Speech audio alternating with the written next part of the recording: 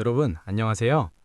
오늘은 지금 암호화폐 시장에서 벌어지고 있는 흥미로운 이야기를 해보려고 합니다. 비트코인이 한때 10만 달러를 넘보다가 7만 달러대로 조정을 받았죠. 많은 분들이 궁금해하실 겁니다. 이게 위기일까? 아니면 기회일까? 제가 오늘 들려드릴 이야기를 들으신다면 여러분 스스로 답을 찾으실 수 있을 겁니다. 여러분, 비 오는 날을 상상해 보세요. 당신은 백화점에서 최신 방수 우산을 샀습니다. 판매원은 이렇게 말했죠. 이 우산은 특수 소재로 만들어져서 폭우에도 절대 젖지 않습니다. 게다가 자동으로 펴지고 접힙니다. 그런데 막상 갑작스러운 폭우가 쏟아졌을 때 많은 사람들은 무엇을 꺼내 들었을까요? 첨단 방수 우산도 있었지만 할아버지가 쓰시던 낡은 가죽 우산을 찾는 사람들도 많았습니다. 이게 바로 지난 1월에 일어난 일입니다. 비트코인을 우리는 디지털 금이라고 불러왔죠. 위기가 오면 금처럼 안전하게 우리 자산을 지켜줄 거라고 기대했습니다. 하지만 중동에서 미국과 이란 사이의 긴장이 고조되자 흥미로운 현상이 나타났습니다. 일부 투자자들은 비트코인을 팔고 실물 금과 미국 국채를 샀습니다. 하지만 이게 전부가 아닙니다. 동시에 다른 투자자들은 이렇게 생각했죠. 비트코인은 이제 막 성장하기 시작한 자산이다. 지금이야말로 장기적 관점에서 담을 기회다. 같은 상황, 두 가지 선택. 비트코인은 아직 금이 되기 위한 성장 과정에 있습니다. 마치 사춘기를 겪고 있는 청소년처럼요. 때로는 불안정해 보이지만 그만큼 성장 가능성도 크다는 의미입니다. 그런데 시장에 중요한 변화가 있었습니다. 1월 30일 트럼프 대통령이 케빈 워시를 차기 연준 의장으로 지명했습니다. 워시가 누구냐고요? 시장에서는 그를 매파라고 부릅니다. 금리 인상과 긴축을 선호하는 성향이죠. 이걸 다르게 비유해 볼까요? 여러분이 파티장에 있다고 상상해 보세요.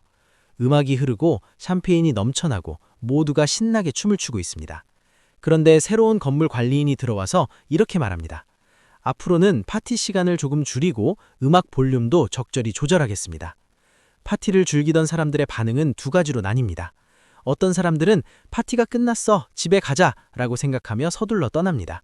하지만 다른 사람들은 이렇게 생각합니다. 규칙이 생긴다는 건 이 파티가 이제 더 오래, 더 안정적으로 계속될 수 있다는 뜻이야. 실제로 시장이 멍숙해진다는 건 이런 겁니다. 단기적으로는 조정이 오지만 장기적으로는 더 건강한 성장의 토대가 됩니다. 워시 지명 이후 유동성이 줄어든 건 사실입니다.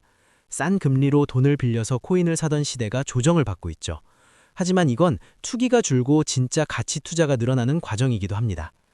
여러분, 도미노를 세워본 적 있으신가요? 암호화폐 시장에는 레버리지라는 도구가 있습니다. 쉽게 말하면 적은 돈으로 큰 투자를 하는 겁니다. 100만 원으로 1억 원어치 투자를 할 수 있어. 들으면 매력적이죠? 하지만 여기에는 중요한 진실이 숨어 있습니다. 레버리지는 양쪽으로 작동합니다.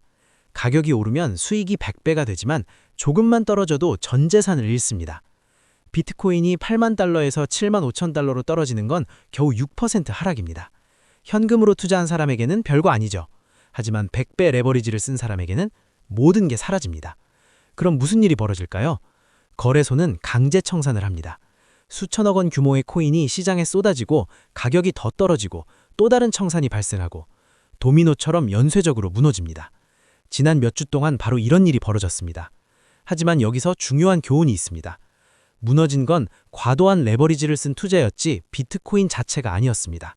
실제로 현물로 보유한 장기 투자자들은 이 폭풍을 견뎌냈고 많은 이들이 이 기회에 추가 매수를 하고 있습니다. 시장은 이렇게 자정작용을 합니다. 불건전한 투기는 정리되고 건강한 투자는 살아남습니다. 흥미로운 데이터가 있습니다. 시장이 공포에 떨 때 하버드 대학 기금운용사를 비롯한 대형 기관들은 오히려 비트코인을 더 사들였다고 합니다. 이건 무슨 의미일까요? 투자의 세계에는 이런 유명한 격언이 있습니다. 남들이 탐욕스러울 때 두려워하고 남들이 두려워할 때 탐욕스러워라. 지금 두 가지 시나리오가 동시에 진행되고 있습니다. 첫 번째 시나리오, 단기 투자자들과 레버리지 투자자들이 손실을 견디지 못하고 코인을 던지고 있습니다. 두 번째 시나리오, 장기적 관점을 가진 기관들이 조용히 이 물량을 받아내고 있습니다. 마치 바닷속 고래와 수면의 작은 물고기들 같습니다. 고래는 수면 위에서 물고기들이 허둥대는 걸 지켜봅니다. 그리고 물고기들이 공포에 떠난 후에 조용히 올라와 가치 있는 자산을 모읍니다. 여기서 우리가 배울 점은 명확합니다. 당신이 어떤 투자자가 되고 싶은지 선택해야 합니다. 단기적 가격 변동에 흔들리는 물고기가 될 것인가? 아니면 장기적 가치를 보는 침착한 투자자가 될 것인가? 자, 이제 가장 중요한 질문입니다. 2026년 암호화폐는 어디로 갈까요?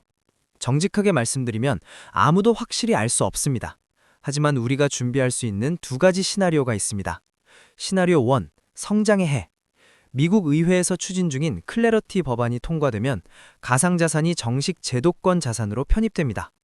부동산, 채권, 미술품을 블록체인에 올리는 RWA 시장이 본격적으로 폭발할 수 있습니다. 이건 단순히 코인끼리의 거래를 넘어서 실물 경제의 수조 원이 암호화폐 생태계로 흘러들어오는 구조적 변화를 의미합니다. 비트코인 반감기 이후의 역사적 패턴을 보면 반감기로부터 약 1.5에서 2년 후에 강력한 상승기가 왔습니다. 2024년 반감기를 기준으로 하면 2026년은 바로 그 시점입니다. 많은 전문가들이 12만 달러에서 17만 달러 사이의 목표가를 제시하는 이유가 바로 이런 역사적 패턴 때문입니다. 시나리오 2, 조정의 해.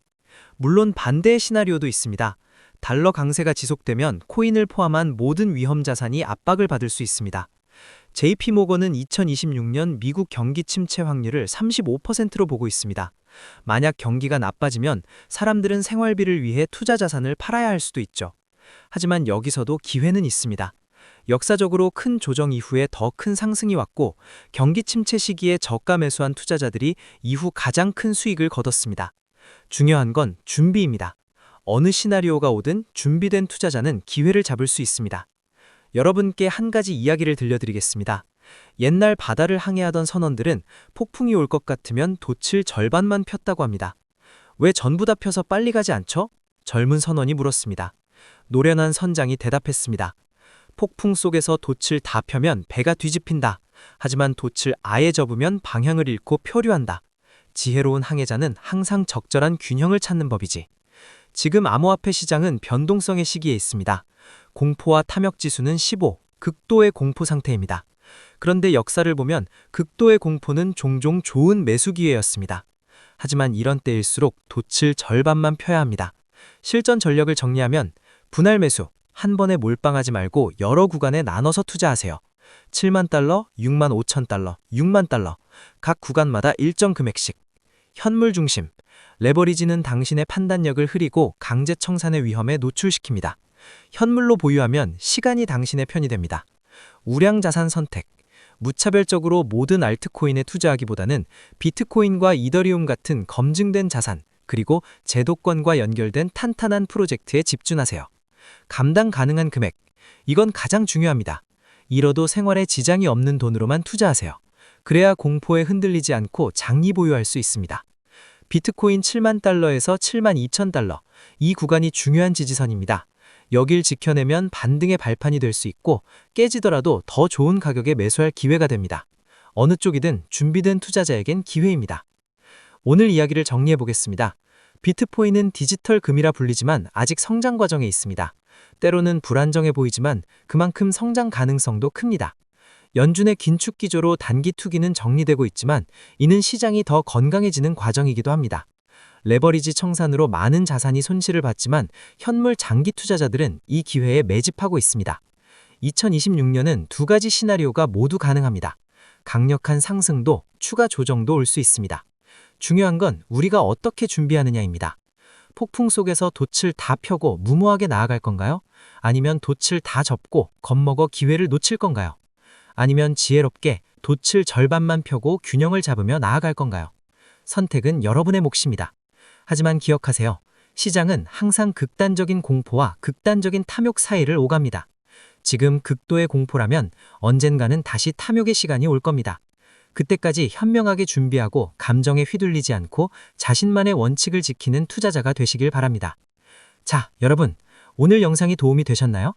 만약 이 영상을 보시면서 아, 이런 관점도 있구나 하고 새로운 시각을 얻으셨다면 그게 바로 제가 이 채널을 운영하는 이유입니다. 구독 버튼을 눌러주시면 앞으로도 이런 심층 분석을 놓치지 않고 받아보실 수 있습니다. 궁금한 점이 있다면 댓글로 남겨주세요.